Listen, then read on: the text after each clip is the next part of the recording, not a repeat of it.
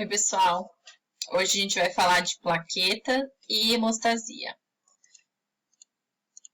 Então, primeiro a gente vai falar das características das plaquetas, quais são as principais funções, um pouquinho de trombocitopoiese, apesar que é mais uma revisão, né? Também uma revisão de hemostasia.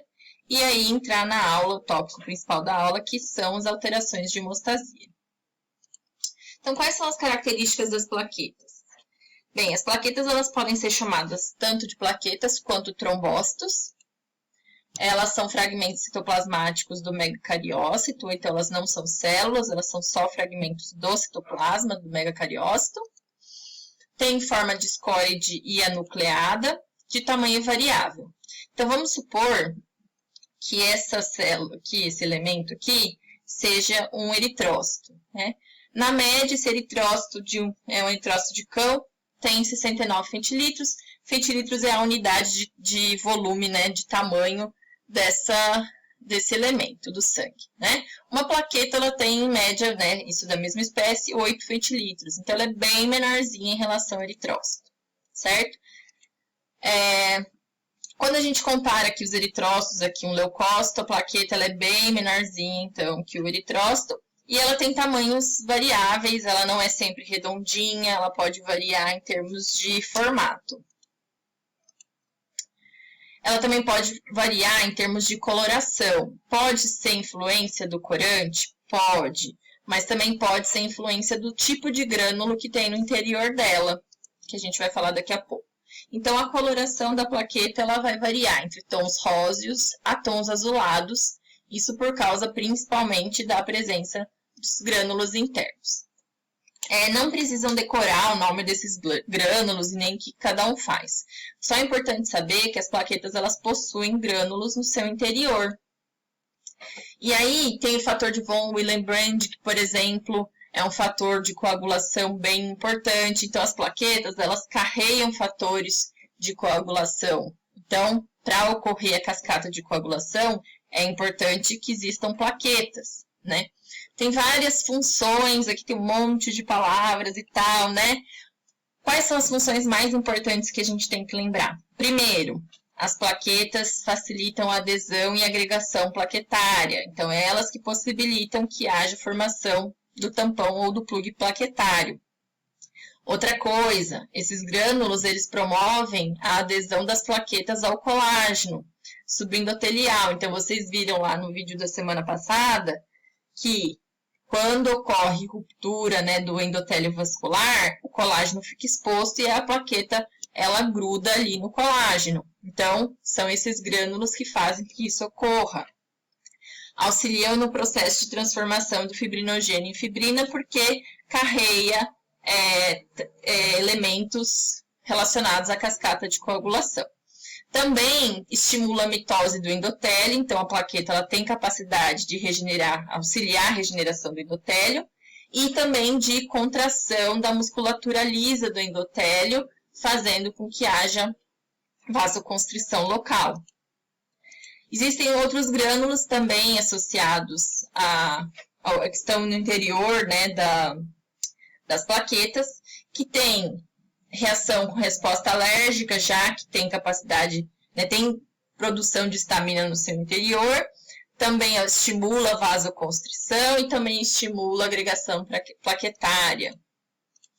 E ainda dentro das plaquetas existem lisossomos, que são enzimas que provocam a digestão com o rompimento. Então, tem relação também com fagocitose. Plaqueta também é capaz de fazer fagocitose, por isso que a gente pode ver parasitas intraplaquetários. E também tem relação com o processo de defesa, já que quando elas se rompem, elimina essas enzimas, auxiliando no processo de digestão e combate de corpos estranhos. Bem, as plaquetas são facilmente rompidas, pois elas são frágeis e elas têm esses grânulos no interior que promovem essa ruptura.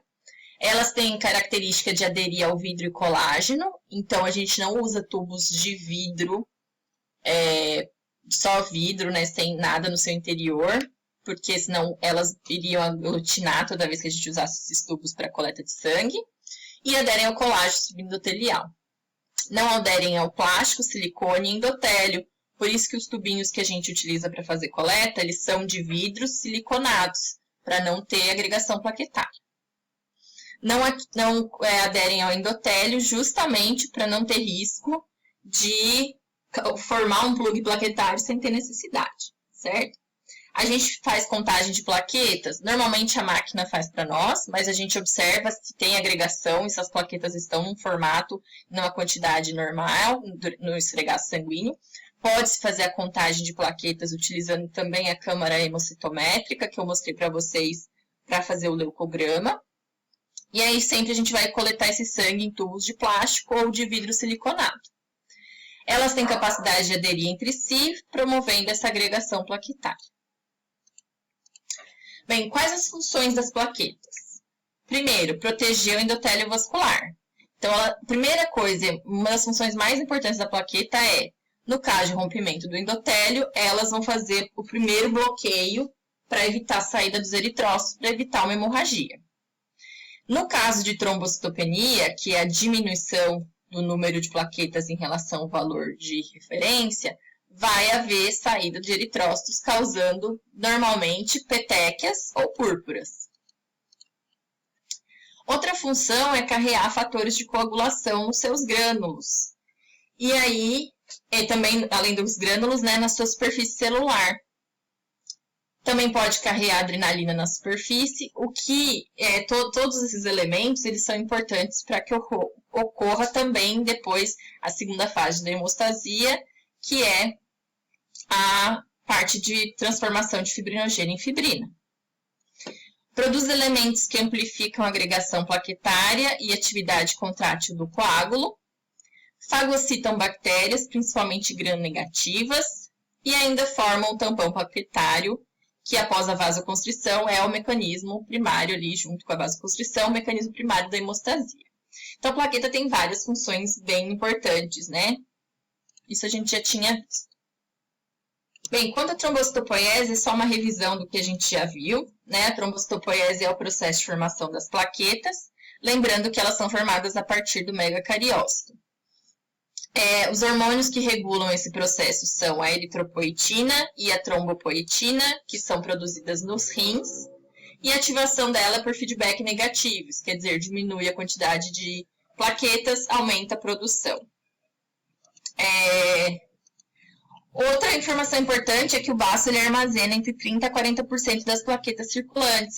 Então, num caso de necessidade, se houver esplenocontração, libera-se plaquetas para fazer coagulação. O pulmão também é capaz de armazenar. E outra informação importante é que as plaquetas velhas também são fagocitadas pelo sistema monocítico fagocitário. Então, se tiver alteração plaquetária, esses órgãos também vão ser estimulados em excesso, podendo haver aumento, né, que seria esplenomegalia ou hepatomegalia. Beleza, processo de hemostasia, também vamos só revisar, porque eu postei, né, vários materiais ali para a aula passada para vocês trabalharem nessa revisão, né? Então, hemostasia é o mecanismo de coagulação que é responsável, a principal função é manter o sangue no interior dos vasos sanguíneos, impedir hemorragias e vai transformar fibrinogênio em fibrina, que o fibrinogênio, lembrando, é uma proteína que circula lá no plasma sanguíneo e ela é uma proteína solúvel, né? Então fica na água, não atrapalha em nada o fibrinogênio, só que quando transformado em fibrina, se torna numa substância sólida e insolúvel que vai fazer essa rede impedindo que o sangue seja extravasado no local de lesão endotelial. Basicamente, o que vai acontecer? Vai ter uma lesão no vaso sanguíneo. Primeira coisa que acontece depois da lesão é a contração do vaso sanguíneo. Então, vai ter vasoconstrição por estímulo nervoso local. Vai formar uma barreira física pela aderência das plaquetas, que a gente chama de plug ou tampão plaquetário. E esses dois juntos formam a hemostasia primária. Bem, nesse caso, quando forma o tampão plaquetário, as plaquetas se aderem ao colágeno subendotelial, já falamos sobre isso. E a gente vai ver contrações no interior da plaqueta, liberando substâncias, que são esses grânulos, certo? E aí vai ocorrer a cascata de coagulação, que consiste na transformação do fibrinogênio em fibrina, que é essa rede que mantém as células do sangue nos vasos sanguíneos e impede que haja extravasamento, né? Então, basicamente, a formação vai ser dessa forma. Forma-se o tampão plaquetário primeiro, vasoconstrição, e depois essa rede, né, com eritrócitos e plaquetas e fibrina, que é o coágulo, certo? Essa aqui é a hemostasia secundária. Esses são os fatores de coagulação, vocês viram no vídeo que eu postei, né, aquele dia, que eu indiquei, na verdade, para vocês assistirem, que tem vários nomes, né? Não vou cobrar nada disso e tal. O que eu quero que vocês prestem atenção? Onde eles são produzidos, A maioria dos fatores de coagulação são produzidos no fígado. Então, já pensando no que a gente vai falar posteriormente, que são as causas de coagulopatia, se a gente tem uma alteração hepática grave, a gente vai ter uma alteração de coagulação também, já que o fígado é responsável por produzir a maior parte dos fatores de coagulação. Bem, a hemostasia terciária, o que consiste? Consiste na fibrinólise. Então, depois de ocorrer toda a formação do coágulo, esse coágulo ele tem que ser eliminado. E aí vocês viram no vídeo também como que ocorre o processo de fibrinólise, que é a hemostasia terciária. Eu não vou explicar aqui de novo, fala lá do plasminogênio e tal, é um processo mais ou menos complexo. O que importa é que vai degradar a fibrina, vai quebrar ela em pequenos pedaços e posteriormente ela vai ser degradada de forma que não ocorra uma embolia, beleza? Vou pular aqui. Chegamos então às alterações de hemostasia. Eu vou parar esse vídeo e fazer um outro vídeo para a gente começar a partir daqui.